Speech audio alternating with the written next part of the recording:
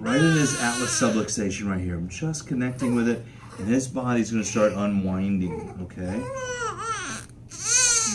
Good boy.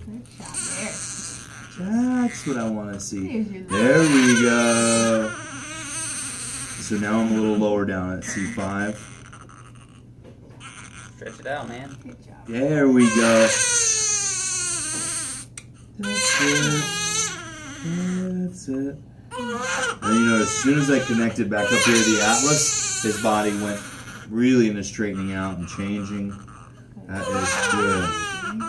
Good boy. And you can see his physiology changed. Did you just notice that? Hell yeah, for a second. That's all you needed. All right. Why don't you pick him up?